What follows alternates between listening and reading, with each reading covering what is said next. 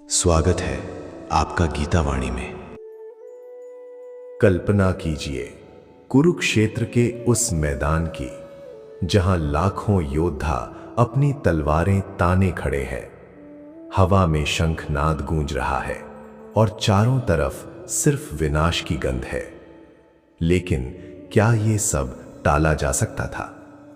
क्या होता अगर इतिहास के पन्नों से उस भयानक रक्तपात का नाम ही मिट जाता?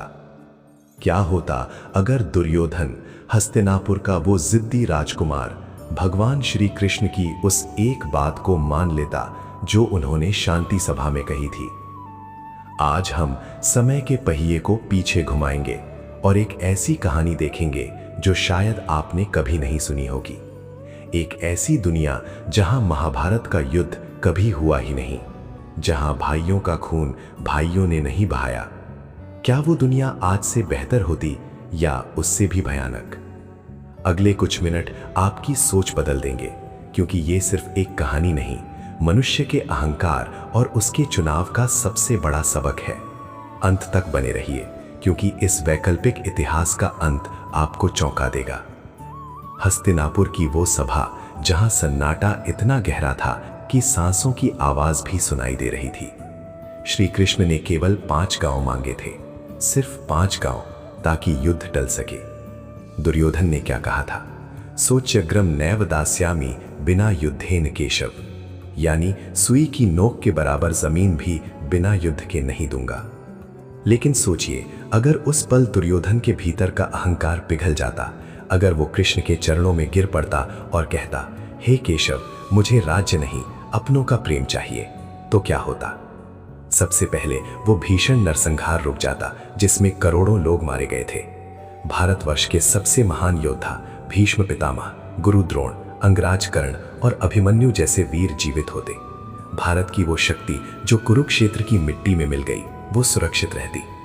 हस्तिनापुर एक ऐसा साम्राज्य बनता जिसकी बराबरी स्वर्ग भी नहीं कर पाता, क्योंकि जहां पांडवों का धर्म और न्याय होता और कौरवों की विशाल सेना और शक्ति होती, वहां अधर्म पैर भी नहीं रख पाता। लेकिन क्या सब कुछ इतना ही सरल होता? कृष्ण जानते थे कि दुर्योधन का हृदय परिवर्तन केवल एक राज्य का समझौता नहीं था, वो बुराई के अंत की शुरुआत थी। अगर दुर्योधन बात मान लेता तो शकुनी के षड्यंत्रों का क्या होता? शायद शकुनी फिर भी शांत नहीं बैठता, वो अंधेरे में रहकर नई चालें चलता, लेकिन कृष्ण की उपस्थिति में अधर्म का टिकना नामुमकिन था। बिना युद्ध के युधिष्ठिर इंद्रप्रस्थ के राजा बने रहते और दुर्योधन हस्तिनापुर का। दोनों राज्यों के बीच एक ऐसा सेतु बनता जो पूरे आर्यावर्त को एकता के सूत्र में पिरो देता।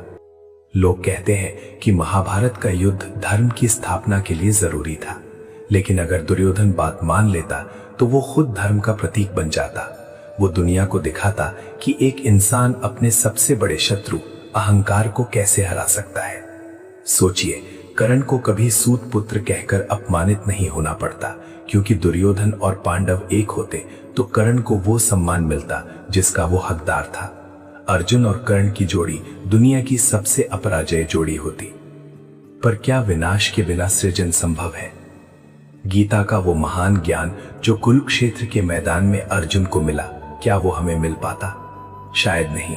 अगर युद्ध की परिस्थिति ही न बनती तो वो अद्भुत उपदेश भी शायद दुनिया के सामने नहीं आता। लेकिन कृष्ण तो अंतर्यामी है। वे जानते थे कि मनुष्य को सही राह दिखाने के लिए किसी न किसी माध्यम की आवश्यकता होगी। अगर दुर्योधन बात मान लेता तो कलयुग का आगमन शायद हजारों साल टल जाता, क्योंकि कलयुग की नींव ही उस वैमनस्य और लालच पर टिकी थी जो कुरुक्षेत्र से शुरू हुआ। आज हम जिस समाज में जी रहे हैं, जहां भाई भाई का दुश्मन है, जहां जमीन के टुकड़े के लिए रिश्ते तोड़ दिए जाते हैं, ये सब उसी मानसिकता का हिस्सा है जो दुर्योधन ने चुनी थी। दुर्योधन का हाँ कहना सिर्फ एक राजनीतिक फैसला नहीं होता, वो मानवता के लिए एक नई दिशा होती। पर नियति को कुछ और ही मंजूर था। इतिहास गवाह है कि जब जब मनुष्य ने शांति के बजाय संघर्ष को चुना है, तब तब केवल विनाश ही हाथ आया है।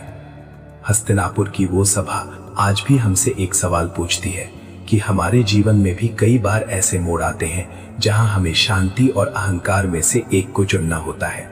क्या हम कृष्ण की बात मानकर 5 गांवों में संतोष करते हैं, या सुई की नोक बराबर जमीन के लिए अपनों का खून बहाने को तैयार हो जाते हैं? दुर्योधन की वो एक गलती आज भी हर उस इंसान की गलती है जो गुस्से में आकर गलत फैसला लेता है। याद रखिए, जीत वही नहीं है जो तलवार के दम पर हासिल की जाए, असली जीत वो है जो दिलों को जीत कर हासिल की जाए। अगर दुर्योधन ने बात मान ली होती तो आज भारतवर्ष का भूगोल और इतिहास दोनों अलग होते। हम शायद आज एक ऐसे युग में जी रहे होते जहां नफरत का कोई स्थान नहीं होता। लेकिन कुरुक्षेत्र की मिट्टी आज भी लाल है। वो हमें याद दिलाती है कि अहंकार का अंत हमेशा विनाशकारी होता है। तो अगली बार जब आपका मन किसी से लड़ने का करे तो हस्तिनापुर की उस सभा को याद कर लीजिएगा और खुद से पूछिएगा, क्या मैं दुर्योधन बनना चाहता हूं या वो इंसान जो शांति का मार्ग चुनकर इतिहास बदल दे। सत्य यही है कि शांति के लिए झुकना युद्ध में जीतने से कहीं अधिक बहादुरी का काम है। कृष्ण आज भी हमारे भीतर की चेतना के रूप में मौजूद है, जो हमें हर पल सही राह दिखाते हैं। बस कमी है तो एक दुर्योधन की, जिसे अब अपनी जिद छोड़नी होगी। जय श्री कृष्णा। राधे राधे।